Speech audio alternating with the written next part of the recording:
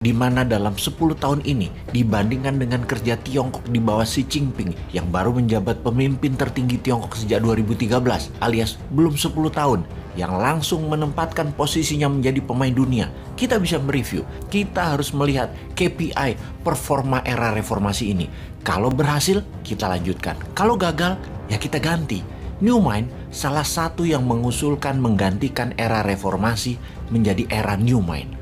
Data apa yang mau kita lihat? Data seperti yang ada selama ini atau data yang tidak pernah diungkap ke publik? Kita melihat data lain dari data indikator suksesnya sebuah pemerintahan, sehatnya sebuah bangsa, dan makmurnya sebuah negara. Data itu adalah data indeks kesehatan, indeks korupsi, indeks kemudahan berinvestasi, indeks keadilan hukum, indeks kemudahan ketersediaan modal, sarana komunikasi, sistem keuangan digital, sistem keamanan data digital, indeks kebebasan berpendapat, indeks akademi, indeks kebiasaan membaca, kemampuan bahasa asing, dan banyak lagi yang harus kita bahas dalam urusan bernegara ini dan menjawab apakah semua sudah menjadi lebih baik.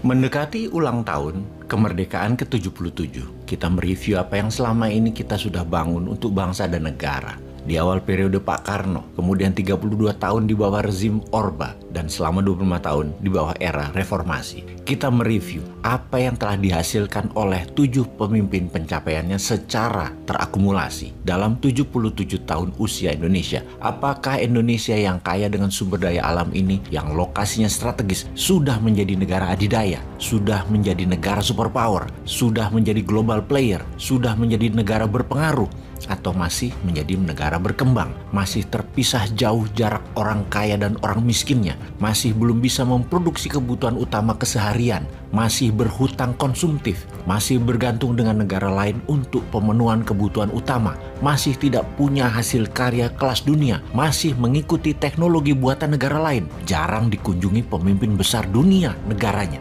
Kita juga bisa mereview perolehan pemimpin yang terdekat saat ini, yang 10 tahun terakhir ini saja, di mana dalam 10 tahun ini dibandingkan dengan kerja Tiongkok di bawah Xi Jinping yang baru menjabat pemimpin tertinggi Tiongkok sejak 2013 alias belum 10 tahun yang langsung menempatkan posisinya menjadi pemain dunia, kita bisa mereview, kita harus melihat KPI performa era reformasi ini. Kalau berhasil, kita lanjutkan. Kalau gagal, ya kita ganti. New Mind salah satu yang mengusulkan menggantikan era reformasi menjadi era New Mind. Data apa yang mau kita lihat? Data seperti yang ada selama ini atau data yang tidak pernah diungkap ke publik? Kita melihat data lain dari data indikator suksesnya sebuah pemerintahan, sehatnya sebuah bangsa, dan makmurnya sebuah negara. Data itu adalah data indeks kesehatan, indeks korupsi, indeks kemudahan berinvestasi, indeks keadilan hukum, indeks kemudahan ketersediaan modal, sarana komunikasi, sistem keuangan digital, sistem keamanan data digital, indeks kebebasan berpendapat, indeks akademi, indeks kebiasaan membaca, kemampuan bahasa asing, dan banyak lagi yang harus kita bahas dalam urusan bernegara ini dan menjawab apakah semua sudah menjadi lebih baik. Baiklah sahabat, kalau data-data ini kita tampilkan, apa yang ada dalam pikiran sahabat semua? Manusia Indonesia dalam setahun hanya mengkonsumsi 3 kilo makan protein dari daging atau ayam dan mengkonsumsi 50 kg ikan. Yang sehat dalam data WHO adalah 90 kg per tahun makan ikan, 80 kilo per tahun makan daging, dan 80 kilo makan daging ayam. Amerika Serikat 120 kilo daging per tahun per orang. Kuwait 119 kilo per tahun per orang. Australia 111 kilo. Selandia Baru 106 kilo. Singapura 80 kilo.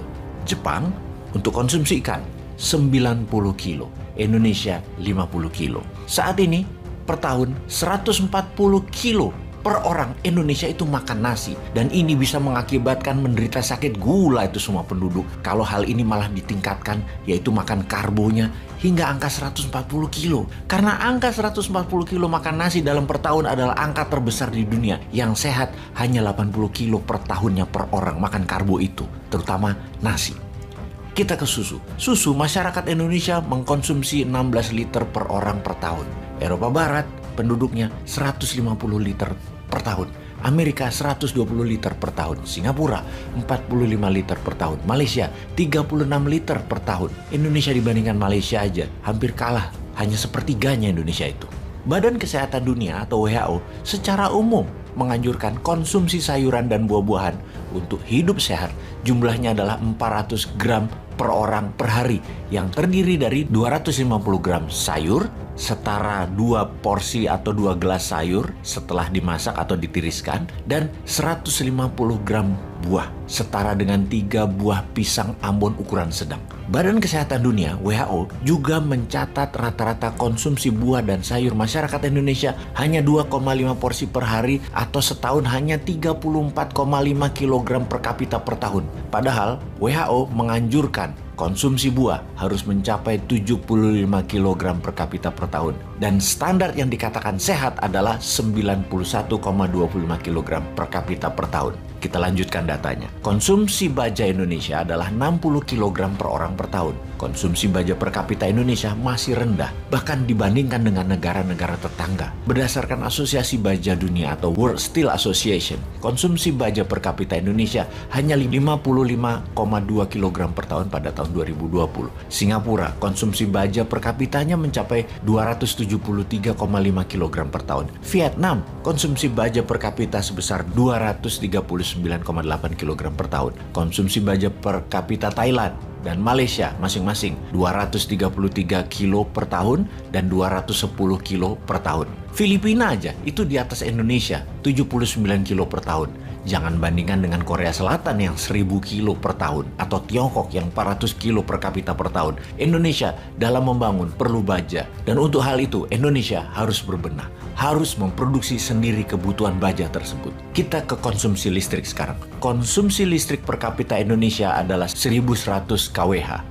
Negara dikatakan maju, konsumsi listriknya harus 4000 kWh per kapita. Saat ini, penyedia kebutuhan listrik Indonesia baru mencapai 74 gigawatt daya listrik yang dihasilkan.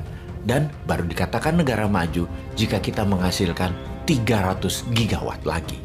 Pengguna internet baru 82 juta manusia Indonesia, di mana keterjangkauan internet baru menjangkau 60% wilayah. 82 juta orang yang menggunakan internet itu baru menjangkau 30% populasi. Untuk dikatakan negara maju, jangkauan internetnya adalah harus 100% dan penggunanya di atas 80%, baru dikatakan negara maju. Malaysia itu 90% pencapaian wilayah internetnya dan 80% pengguna internet. Filipina 60% wilayah pencapaiannya, penggunanya 45%. India 60% wilayah pencapaian, penggunanya 50%. Sahabat New Mind, hikmah apa yang kita dapat dari informasi semua itu? Sudahkah Indonesia menjadi negara maju fasilitas negaranya? Sudahkah Indonesia menjadi negara sehat warganya? Sudahkah Indonesia menjadi negara bahagia bangsanya? Kalau belum, mau berubah atau masih sama dengan yang sekarang? Apapun itu sahabat, Dirgahayu Indonesia ke-77. Merdeka!